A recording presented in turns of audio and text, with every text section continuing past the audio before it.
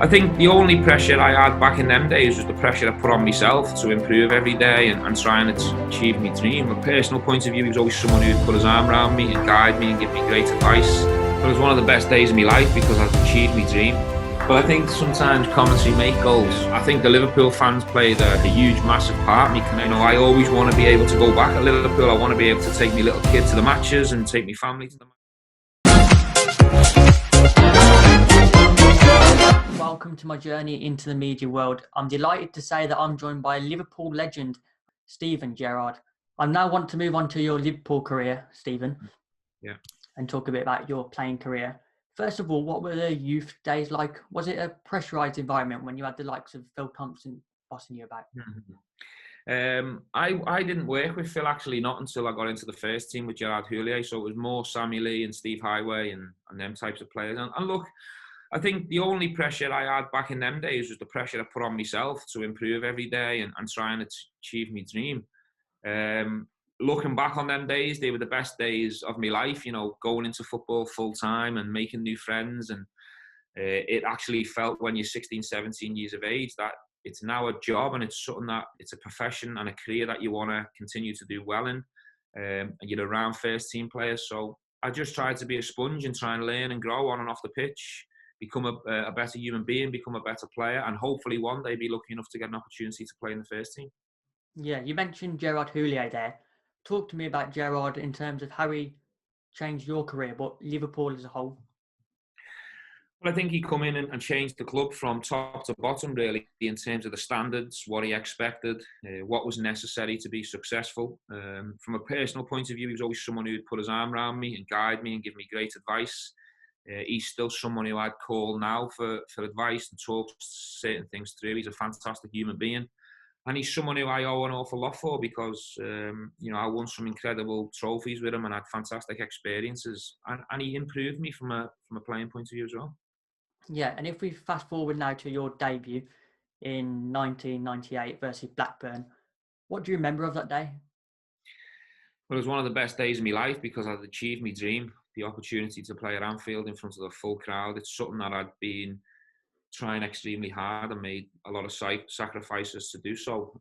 And to play for your team that you support as a local lad is a day I'll never forget. It was only a couple of minute cameo. I don't think there was much to speak about in terms of what happened in the game. We managed to win the game, which was great. But it was more on the way home in the car with my dad. I could see how proud my dad was and my family were. So it made me feel really good as well. Yeah, and now the treble winning season. Yeah. Was that the first season where you were really getting a taste of what playing for Liverpool really meant? Yeah, I think you pick it up very quickly at Liverpool, the demand from the supporters. The support Liverpool have got is fantastic. It's big and, representing Liverpool comes with a similar responsibility at Rangers. It's being built on winning trophies and success. So you feel that and pick it up pretty quickly. So to do the treble in 2001 was obviously a mixture of elation and a fantastic feeling, and a top season, but also a bit of a weight off your shoulders as well that you've managed to actually deliver and become part of the history. I imagine that feeling's amazing, especially with your background. Yeah. The next period, we saw you at your peak. Rafa came in and changed the whole vision of the club, didn't he? Well, I think what he did was he built on the foundations and the success of what Houllier done. Obviously, a new manager always comes in for a certain reason. Maybe results are not the same. Gerrard had the illness as well. So I don't think he changed the whole vision of the club, but he certainly come in with different ideas and he certainly built on what was there. He brought some good players in. He made the team a bit stronger. And from a personal point of view, I was coming to an age where I'd played over probably a couple of hundred games. So I was more experienced. I felt like I was coming into the peak years of my career. But Rafa certainly made me a better player, I think, better all-round player, tactically more aware of certain situations. And Rafa's tactics, obviously, from a European point of view, were really strong as well. So we were lucky to have a manager of that ability. Yeah, and some of your best moments came in this season. Firstly, the famous commentary line, "Oh, what a beauty." Talk to me about that goal in Greece. Well, I think sometimes commentary make goals. I will say it was one of my sweetest strikes because it obviously the connection, it felt really well. They don't always come out like that, but thankfully that one did. And I think Andy Gray's commentary was top drawer and made the goal even better than it was. But just great to be in a position to help the team. Again, we had our backs against the wall. We needed the 3 goals, so it was pressure on.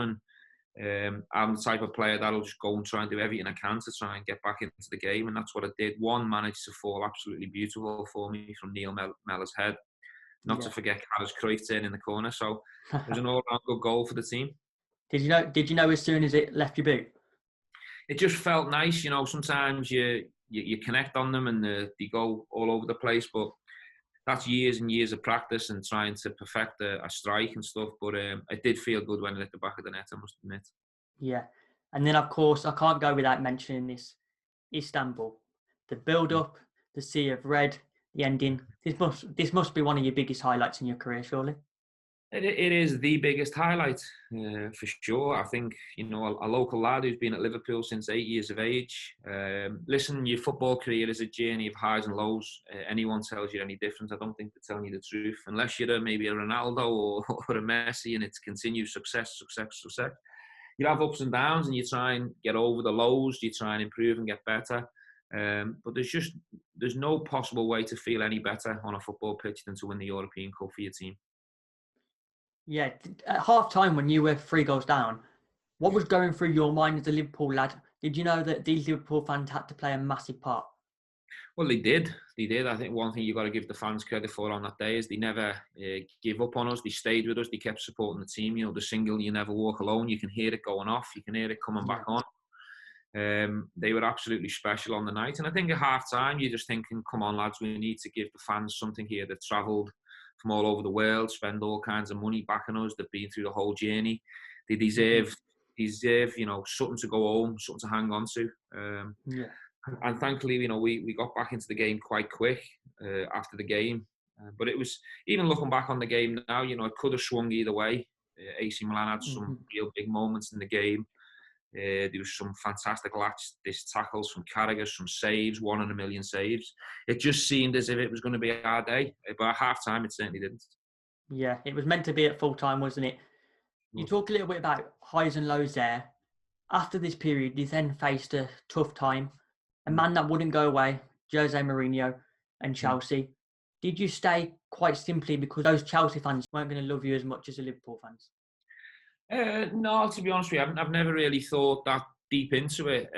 I think the Liverpool fans played a huge, massive part. Me connection and me love for playing in front of them, and feeling like I belong to this city. And I always want to be able to go back at Liverpool. I want to be able to take my little kid to the matches and take my family to the matches. I didn't want to cause upsetting them in any way, but. I've said it on many occasions. I think when a manager like Mourinho shows you attention and he's proved that he's a manager that can win things, it's always going to turn your head. And rightly or wrongly at the time, I believed I made the right decision. Speaking to the right people around me, I came to the decision where I wanted to stay at Liverpool and realised that winning trophies for Liverpool would mean more to me than any other club, not just Chelsea. Yeah. Have you ever had a chat with Jose Mourinho after all of this? Yes. I bumped into him a couple of times during crossing our paths. He's always been an absolute gentleman. A fantastic manager that I've got nothing but respect for. He's a winner. I admire that. But we've never gone into detail over the situation back then. I think there's a respect there from both parties that it is what it was. I still think he's a top manager. Wouldn't surprise me if he went on and added more trophies to his collection. And he's someone who I look up to immensely. Yeah. And very finally, Steven, you finished your career at LA Galaxy. Was this a place where you could zone out but still do something you love? Well, I didn't feel like I was ready to retire. I obviously, Brendan at Liverpool, I was becoming more of a squad player. And I was used to playing and being the captain of the team, so that didn't sit too well. I enjoyed and loved my time under Brendan. Again, another fantastic coach. No surprise that he's doing so well at Leicester. But I was at a stage in my career where, I had to make an important decision, and I just felt, it was the time. It was the time to move on and try something different, and maybe come away from Liverpool for a little short while just to reflect on my career, carry on playing because I was still physically able to do it.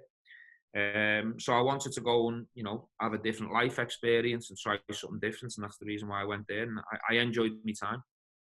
Yeah, very quickly, just going back to your Liverpool career, who's the best player that you'd say, one, you'd played with, and two, played against?